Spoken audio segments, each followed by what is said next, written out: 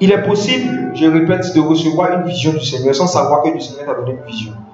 C'est possible. Et la première fois qu'on nous parle dans la Bible d'un être humain qui est en train de recevoir une vision du Seigneur, ici, j'aimerais vous demander comment de redoubler l'attention encore. La première fois qu'on nous parle d'un être humain, on a fini de parler de Dieu, maintenant on parle maintenant de nous, des êtres humains. D'un être humain maintenant qui a eu une vision, c'est Abraham. Genèse chapitre 15, verset 1. De manière claire, comme on dit clairement qu'il a eu une vision. Ce mot-là apparaît clairement comme ça. Abraham, Genèse chapitre 15, le verset 1.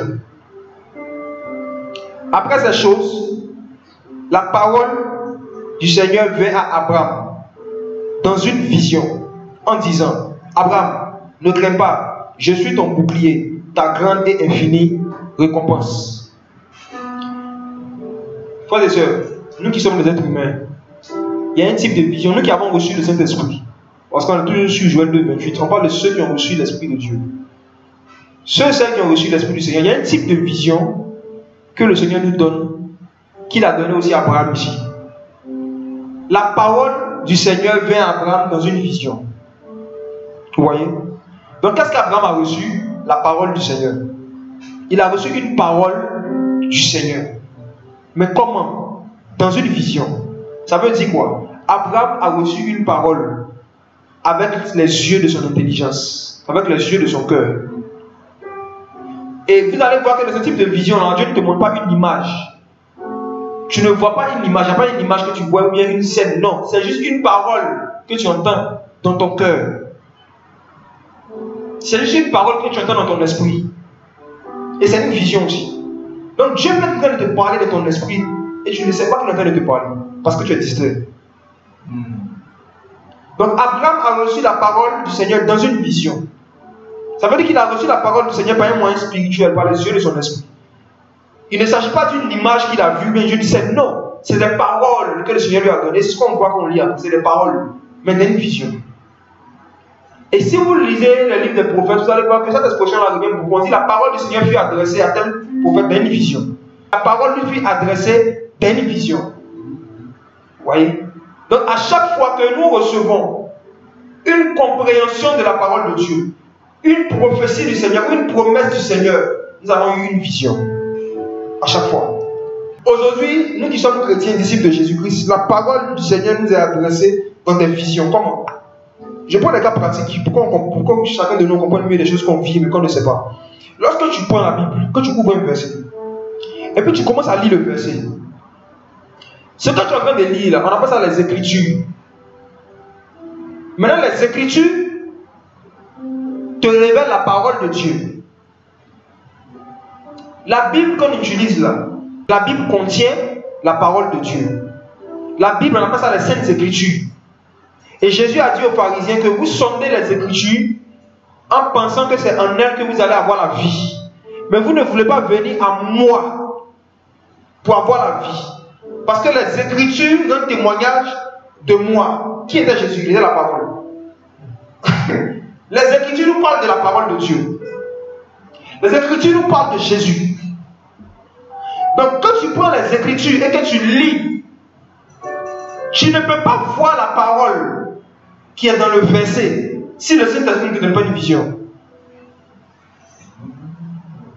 Donc à chaque fois que tu as lu un verset et qu'à travers ce verset tu as compris la parole de Dieu, tu as reçu la parole de Dieu, tu as une vision. Et tu peux toi aussi parler comme les prophètes. La parole du Seigneur m'a été adressée dans une vision. Quand il disait la parole du Seigneur m'a été adressée dans une vision, il ne parlait pas des Écritures. C'est-à-dire Dieu les enseignait directement. Mais l'enseignement qui vient directement ne contredit pas les Écritures. Ça ne doit pas contredire les Écritures. C'est une parole inspirée de Dieu. Les Écritures sont inspirées de Dieu. Donc si tu reçois des paroles inspirées de Dieu, ça ne doit pas contredire les Écritures. Donc à chaque fois qu'à travers un verset, on comprend un aspect de Jésus-Christ, c'est une vision. La preuve, lorsque tout à l'heure j'étais en train de parler de Nathanaël, est-ce qu'à l'intérieur de toi, tu n'as pas dit, je n'avais pas vu ça comme ça? N'est-ce pas? Ce n'est pas l'expression qu'on utilise. Quand quelqu'un nous explique un verset qu'on connaissait, on connaissait les Écritures. Mais quand quelqu'un nous donne la parole qui est dans l'Écriture, on dit, ah, je n'avais pas vu ça comme ça. Donc en disant, je n'avais pas vu ça comme ça, tu es en train de confirmer que tu n'avais pas encore eu une vision au sujet de cette parole. Est-ce qu'on comprend? Amen. Donc maintenant, ça a tout un sens. Éphésiens, si vous relisez Éphésiens chapitre 1, quand l'apôtre Paul qui prie pour les chrétiens, il dit, je prie que Dieu vous donne un esprit, verset 17, un esprit de sagesse et de révélation dans sa connaissance. Et après maintenant, il dit, je prie que le Seigneur illumine les yeux de votre esprit, de votre intelligence. C'est-à-dire que Dieu vous donne la capacité de comprendre sa parole quand vous avez lu les Écritures. Parce qu'il n'y a pas la vie dans les Écritures, mais la vie dans Jésus. Alléluia. Amen. Les Écritures, sans la révélation du Saint-Esprit, sans l'éclairage du Saint-Esprit, c'est de la littérature. Et on va lire un passage où David l'a bien dit.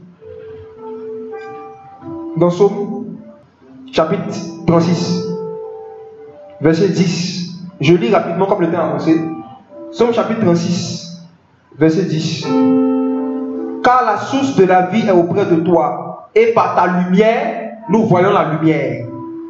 Alléluia. Amen. David dit au Seigneur que par ta lumière, nous voyons la lumière. La lumière, c'est quoi? La lumière, c'est la parole de Dieu. Lui-même, il a dit, hein, ta parole est une lampe à mes pieds et une lumière sur mon sentier. C'est lorsque le Seigneur t'éclaire, lorsque le Seigneur te donne sa lumière, il donne une vision, c'est là que tu es capable de voir sa parole à travers les Écritures. Et je vous dis, Dieu ne nous enseigne pas seulement à travers les Écritures, n'est-ce pas? N'est-ce pas que la Bible dit que même en contemplant la création, même en regardant la création, tu peux voir un aspect de Christ que tu n'avais pas vu auparavant. Parfois même à travers une scène qui se passe devant toi pendant la journée, tu peux te donner une vision. Il y a une scène qui se passe dans la journée et à travers cette vision, cette scène-là, tu tires un enseignement. Tu comprends quelque chose de Christ. Ça t'aide à mieux comprendre un passage de la Bible. Donc la parole du Seigneur est en train d'être adressée dans une vision. Est-ce qu'on comprend? Ça, c'est un type de vision qu'on voit. Il y a un autre type de vision qu'on reçoit lorsqu'on est endormi. Les songes. Les songes. Bien aimé, la seule différence fondamentale entre les songes et les visions, c'est quoi? C'est que les songes, ce sont des visions qu'on reçoit lorsqu'on est endormi. Les songes, c'est l'ensemble des visions que nous voyons lorsque nous sommes endormis. C'est ça les songes. Mais quand on parle des visions, ça fait allusion à des choses qu'on peut recevoir en étant endormi et en étant éveillé. Je rembobine. Les songes, c'est l'ensemble des visions que le Seigneur donne à quelqu'un pendant qu'il dort. Donc quand on parle de songe, il faut absolument être endormi. Mais quand on parle de vision, ça fait allusion à toutes sortes de choses que tu peux recevoir du Seigneur, soit en étant endormi, même en étant éveillé. Et on va lire une phrase du roi Nebuchadnezzar. Et vous allez vous rendre compte que même des païens savaient ce que je suis en train de vous dire, connaissaient la différence entre ces deux notions-là. Et ça se voit dans leur manière de parler. On va lire Daniel, chapitre 4, verset 9. Daniel, chapitre 4, je vais lire à partir du verset 8 même. À la fin, s'est présenté devant moi Daniel, nommé Belchassar, selon le nom de mon Dieu, et qui a en lui l'esprit des dieux saints. Je lui ai raconté le songe. Belchassar, chef des magiciens, comme je sais que l'esprit des dieux saints est en toi, et qu'aucun secret n'est contraignant pour toi, dis-moi, encore raconte-moi, regardez très bien, faites attention, raconte-moi les visions que j'ai eues en songe, et donne-moi son interprétation. Alléluia. Amen. Le roi dit, raconte-moi les visions que j'ai eues en songe. Donc les songes sont des moyens par lesquels on reçoit des visions. Un songe n'est pas forcément une vision. Tu peux faire un songe sans recevoir des visions. Le Nebuchadnezzar dit, raconte-moi les visions que j'ai eues en songe. Parfois tu fais un songe et puis tu vois beaucoup de scènes qui n'ont pas de sens et puis tu te réveilles. C'est un songe. C'est juste un songe, c'est juste un songe ou un rêve. Tu vois? Il peut arriver que tu dormes et puis tu vois 4 scènes dans ton songe, 4 scènes différentes d'un songe. Et Et parfois, il peut arriver qu'il y ait une seule scène qui a un sens et les 3 autres scènes n'ont pas de sens. La seule scène qui a un sens que tu as vue, c'est cette scène-là qui a la vision, qui est une vision que le Seigneur t'a donnée. Donc, si maintenant on voit la différence entre les songes et les visions, et on voit que les songes sont les moyens par lesquels le Seigneur aussi donne des visions. Maintenant, est-ce qu'il est possible de recevoir une vision en songe? Comme Nebuchadnezzar l'a dit, il dit raconte-moi les visions que j'ai eues en songe. Est-ce qu'il est possible de recevoir une vision dans un songe et puis de se réveiller et puis de ne pas savoir qu'on a eu une vision dans un songe? Oui, c'est possible. C'est possible. Frères et sœurs, ce n'est pas la volonté de Dieu que nous oublions les choses qu'il nous enseigne. Que ce soit déjà sa parole, les enseignements qu'il nous donne, encore moins les visions qu'il nous donne. Parce que par les visions, le Seigneur peut t'annoncer des choses à venir. Par les visions, le Seigneur peut t'avertir des dangers. Par les visions et par les songes, le Seigneur peut te révéler des choses sur toi, ton propre état, que tu dois corriger, que tu dois améliorer. Vous voyez? À travers les songes et les visions, le Seigneur peut t'enseigner. Donc ce n'est pas la volonté du Seigneur de nous donner des visions en songe et qu'on se réveille qu'on les oublie. Non, ce n'est pas la volonté du Seigneur. Qu'est-ce qui justifie le fait qu'on oublie des visions qu'on reçoit en songe? Il y a plusieurs explications. La première, c'est que peut-être simplement ça ne venait pas de Dieu. Si tu es un enfant de Dieu, tu en bien le Seigneur. Lorsque le Seigneur te parle à travers un songe, quand tu te réveilles le matin, tu sais dans ton cœur, dans ton esprit que tu as reçu quelque chose qui est important. Tu sais cela. Parfois, tu arrives à t'en souvenir, même quand tu ne t'en souviens pas, tu dis que c'est que j'ai fait un songe, mais je n'arrive pas à me rappeler. Mais tu sais au moins, tu vois. Parfois, tu fais un songe, et puis bon, tu ne sais même pas que tu as fait un songe. Ou bien tu te réveilles, tu sais que tu as fait un songe, mais dans ton esprit, tu ne sens pas l'importance. Et tu ne sens même pas l'envie de prier par rapport à ça. Ça peut être simplement des rêves. Parce qu'on va lire un passage de l'Ecclésiaste qui dit que les songes laissent de la multitude des pensées. Donc ce n'est pas ce que tu vois aussi chaque nuit qui vient de Dieu. Parce qu'il y a des chrétiens qui pensent que chaque fois qu'ils ont changé, c'est Dieu qui leur parle. Ecclésiaste chapitre 5, verset 2 d'abord et ensuite le verset 6. Je vais rapidement au verset 2. Car comme le songe vient de la multitude des occupations, ainsi la voix des insensés sort de la multitude des paroles. Il y a des songes qui viennent juste à cause des occupations qu'on a eu à faire pendant la journée, mais qu'on a eu à faire, mais qu'on aime faire. Moi avant, j'aimais abusivement le football. Donc, les 2, 3 premiers mois de ma marche avec le Seigneur, je faisais très souvent des songes où je me vois en train de jouer ballon. Oui. Et dans ma tête, je me disais qu'il y a un appel sur ma vie là d'un footballeur. Alors que ça n'avait rien à voir avec ça. C'est parce que mes pensées, là, je ne pensais qu'au foot. J'aimais tout le foot. Tu regardes le foot, tu regardes, mais tu vas relever de ça, tu vas faire des songes, tu t'appelles à devenir footballeur. Les songes naissent de la multitude des préoccupations aussi. Donc il faut faire très attention dans ce domaine-là, à ne pas prendre tout ce que nous voyons dans notre sommeil, les messages de Dieu. Ça peut être Dieu en erreur. Il y a des personnes, quand elles commencent, elles regardent un gars, ou bien un frère qui leur plaît, et puis elles commencent à faire songe. Et elle dit, non, tu m'as demandé que c'est mon mari. Les amis, il faut que tu sois sérieux. Tu peux faire des songes en cascade sur quelqu'un où tu te vois en costume, cravate, en train de démarrer la personne, mais ce n'est pas ton mari quand même. Mais ce n'est pas ta femme.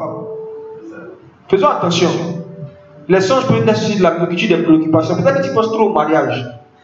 Donc tu commences à faire des songes maintenant sur tes mariages. Ça ne veut pas dire que c'est le Seigneur qui t'a parlé forcément.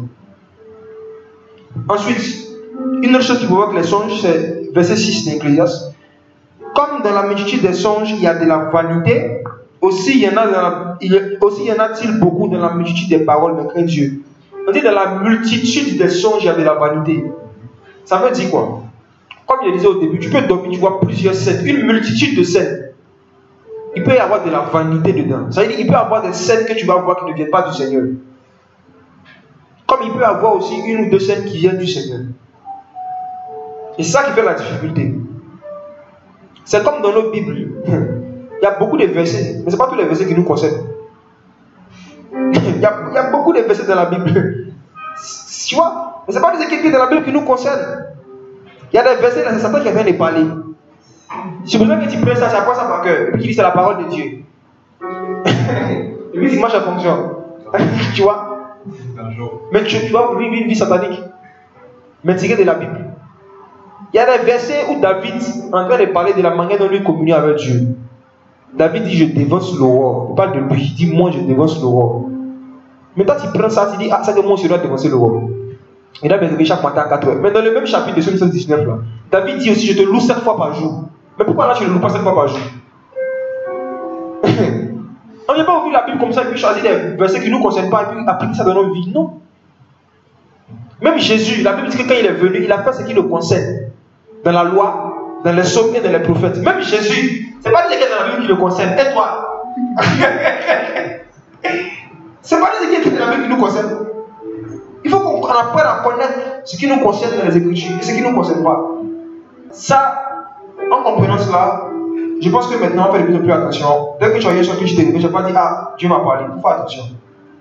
Un songe qui vient du Seigneur, ne va jamais contredire l'évangile, ne va jamais contredire la sainte doctrine, ne va jamais contredire une information qui contredit la sainte doctrine. Un songe ou une vision qui vient du Seigneur ne va jamais semer dans ton cœur la haine par rapport à quelqu'un. Satan peut te montrer un songe où quelqu'un est sorcier, alors que la personne ne l'est pas. C'est des erreurs que nous on a commis dans le passé. Tu peux recevoir des songes quand tu dis que telle personne est sorcière et tu te bases sur ton songe, tu te fais une idée de la personne. Et tu vas faire des erreurs. Tu vois. Le Seigneur ne peut pas venir te donner des songes qui vont semer dans ton cœur une méfiance injustifiée contre quelqu'un. Injustifiée. Parce que la sorcellerie se manifeste par des œuvres. Il faut qu'on voit les œuvres de la sorcellerie et puis qu'il y ait des preuves. Tu vois. Donc l'ennemi peut venir te montrer que ta maman est sorcière. Il y en a qui n'est pas sorcière forcément. Donc il faut faire attention, il faut voir le fruit que ça a produit dans ton cœur. Le Seigneur dit qu'on reconnaît un arbre par son fruit. Quel est le fruit que ces songes-là produisent en toi? C'est en fonction des fruits que tu vas reconnaître. Le fruit de l'esprit, c'est l'amour, c'est la patience, c'est la douceur. Quels sont les fruits que ces songes-là produisent? Parce qu'il y en a, ils vivent leur vie peut-être sur la base des songes et des visions. Mais ça produit quel fruit dans leur caractère, dans leur comportement, avec les gens? Ça produit quel fruit? Donc, bien aimé, il y a un autre type de vision, après la parole, après les visions qu'on a en songe, qu'on peut recevoir. C'est la vision que nous recevons du Seigneur lorsque nous écoutons une prédication. Suivons bien. Allons dans Galates. Galates 3, à partir du verset 1. C'est l'apôtre Paul qui parle. Il dit, ô Galates, insensés, qui vous a ensorcelé pour que vous n'obéissiez plus à la vérité, vous, aux yeux de qui?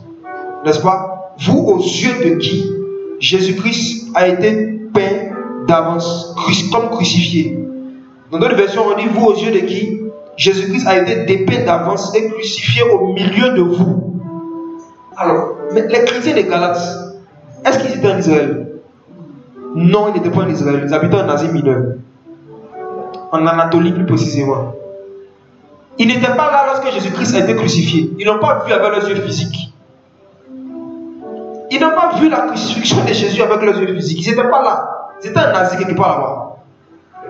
Mais l'apôtre Paul a dit dans ce passage-là que Jésus-Christ a été crucifié au milieu d'eux. Et ils l'ont vu avec leurs yeux. Il écrit, regardez le verset 1. Il dit, vous aux yeux de qui Jésus-Christ a été dépeint d'avance et crucifié au milieu de vous. Est-ce que Jésus a été crucifié en Asie? Non. Il a été crucifié en Israël. Donc de quoi l'apôtre Paul est en train de parler? Il est en train de leur dire, lorsque je vous évangélisais, lorsque je vous expliquais la crucifixion de Jésus, vous avez vu ça? Vous avez reçu une vision. Vos yeux, les yeux de votre esprit, les yeux de votre cœur, vous avez vu Jésus-Christ crucifié au milieu de vous. Vous qui m'écoutez, beaucoup d'entre vous, vous avez eu la même expérience que les chrétiens de Galates. Vous avez déjà une vision de Jésus-Christ crucifié à travers une prédication, à travers la prédication de l'évangile.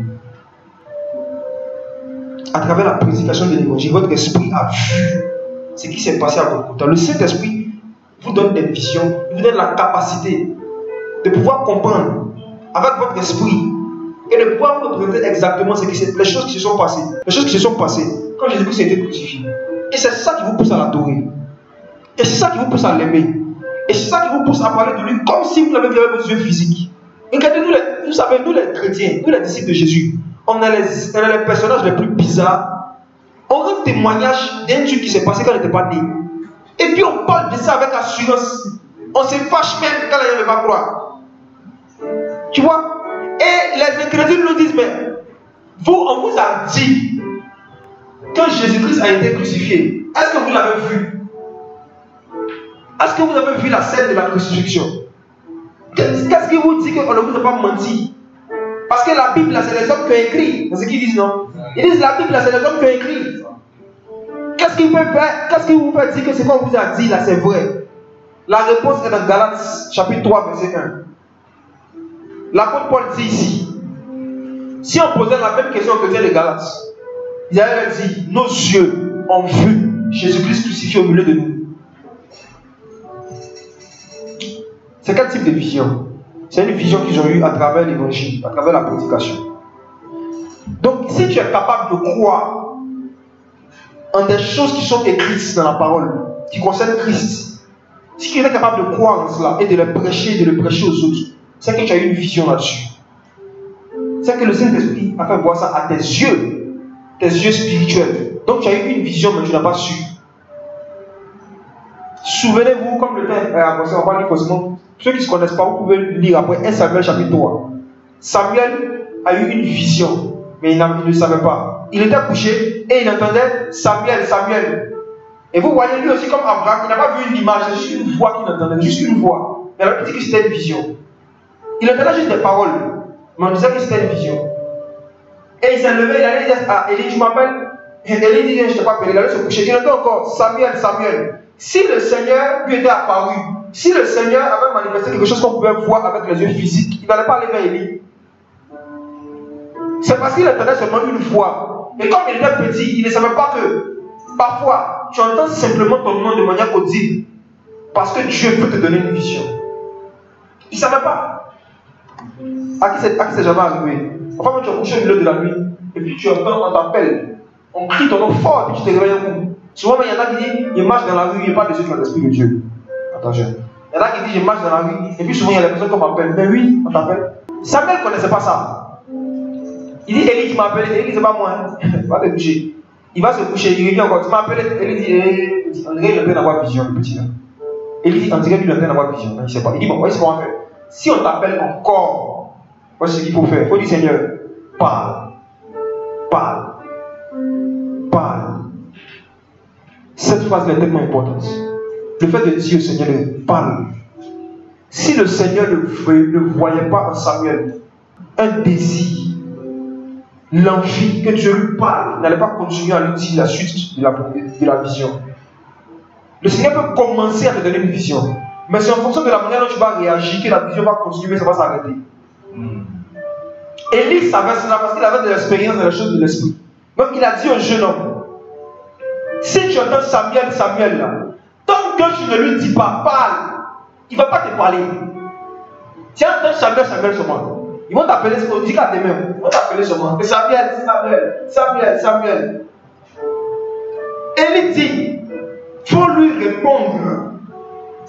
C'est une vision qui veut commencer dans ta vie. Mais le Seigneur veut voir une attitude de cœur. Parle, car ton serviteur t'écoute. Et c'est pourquoi je dis que tu peux avoir une vision et être distrait. Parfois tu es assis comme ça quand tu as regardé la télé. Et puis il y a un verset qui te vient en tête. Il y a un passage qui te vient. Brusquement, hein? Ou même tu es en train de faire quelque chose qui n'a rien à voir avec les choses de Dieu. Et puis un coup, il y a un passage que tu as lu, ou bien une histoire de la Bible qui te vient un coup comme ça à l'esprit. Mon frère, Dieu veut te donner une vision. Mais si tu restes assis en train de faire ce que tu es en train de faire, soit en train de travailler, ou bien en train de regarder la télé, la vision va s'arrêter. Tu ne vas rien recevoir du Seigneur. Tu ne vas rien recevoir.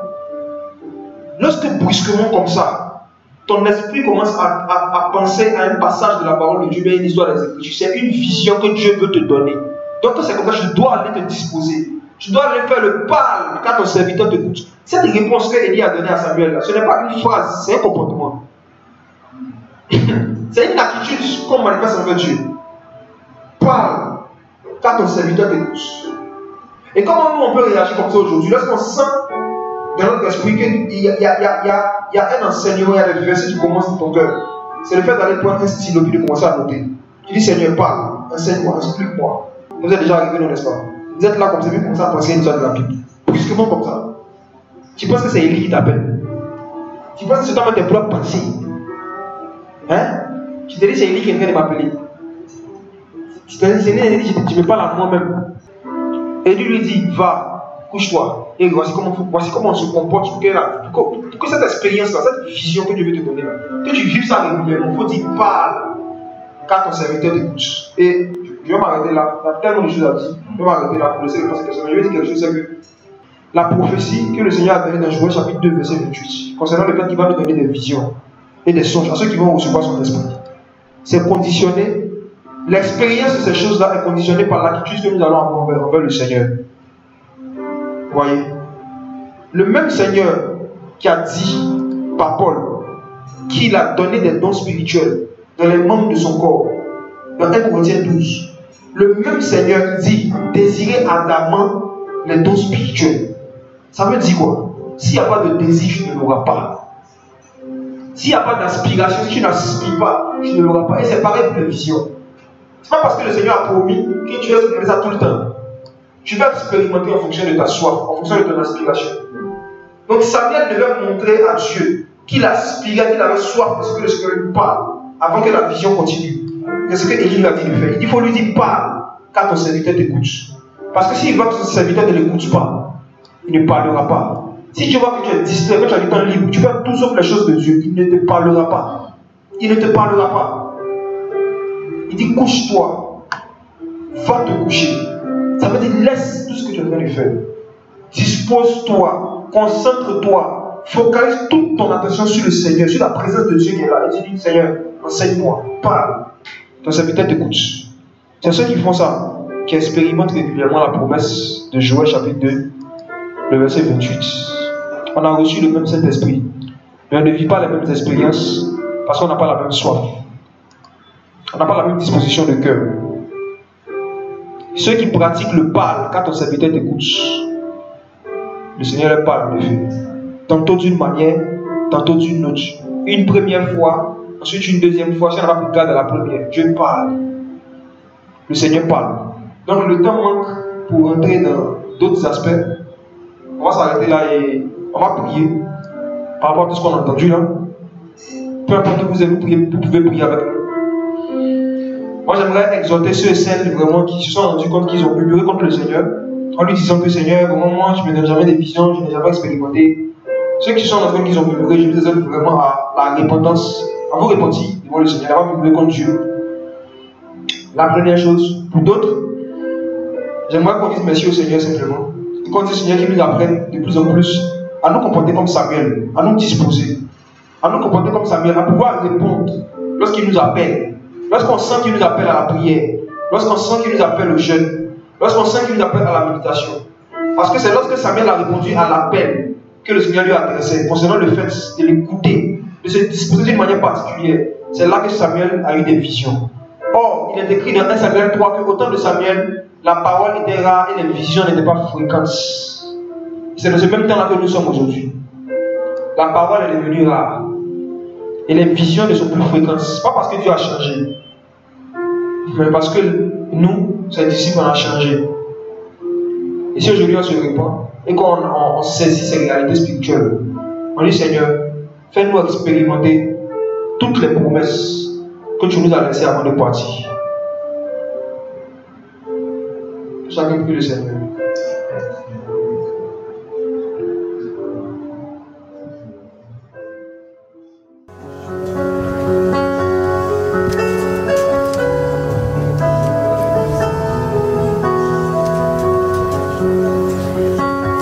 Je veux ton huile,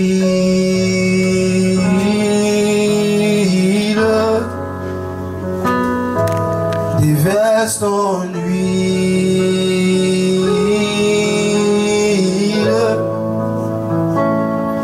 Je veux ton huile,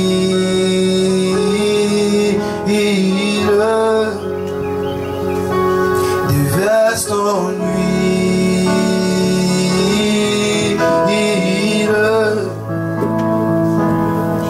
Vierge sage, ont pris une grande mesure de ton huile. Je veux être sage, je veux une grande mesure de ton huile. Les vierges sages ont pris une grande mesure de ton huile. Je veux être sage, je veux une grande mesure de ton huile. Je veux ton huile, Seigneur, disons. Je veux ton huile.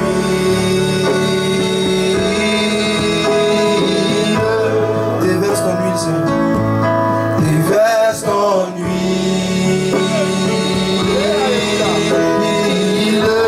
Je veux ton huile, Jésus. Je veux ton huile. Déverse ton huile. Déverse ton huile.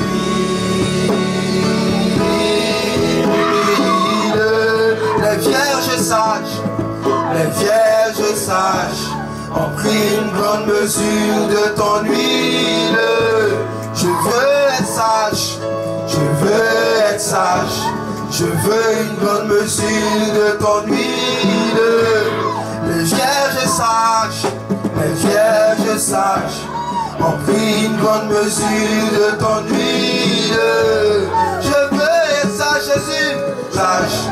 Je veux une grande mesure de ton huile. Je veux ton huile, Seigneur. Je veux ton huile. Élève la voix, dis déverse ton huile. Déverse ton huile. Je veux ton huile, Jésus. Je veux ton huile. Déverse ton huile, Seigneur. Déverse ton huile.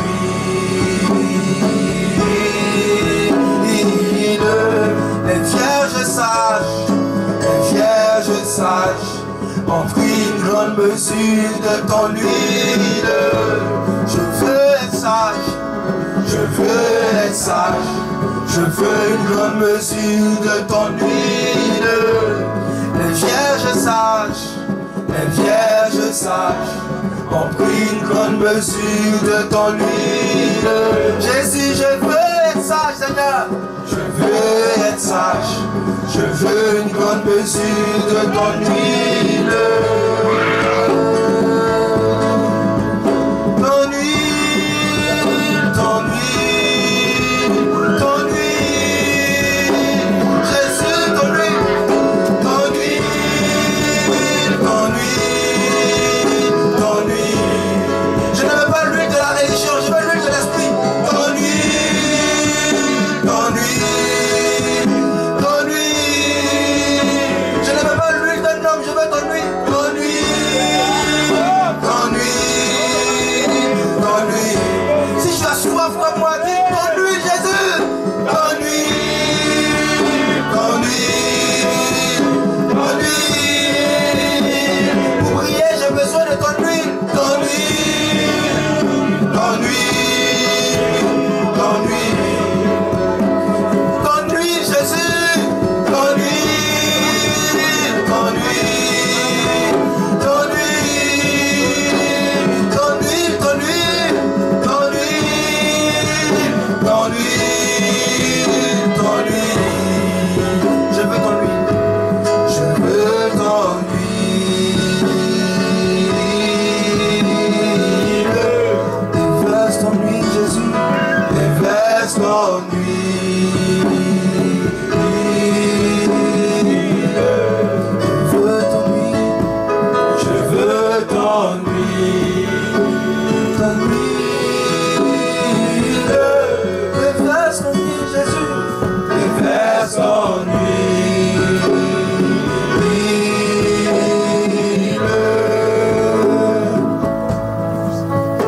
Ton huile. Ton huile. Ton huile. C'est ce dont j'ai besoin. Ton huile. Ton huile. Ton huile. Ton huile, Jésus. Ton huile. Ton huile. Ton huile. Ton huile. Ton huile. Ton huile. Ton huile. Ton huile.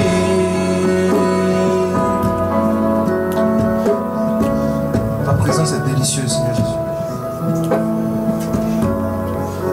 Oh, merci.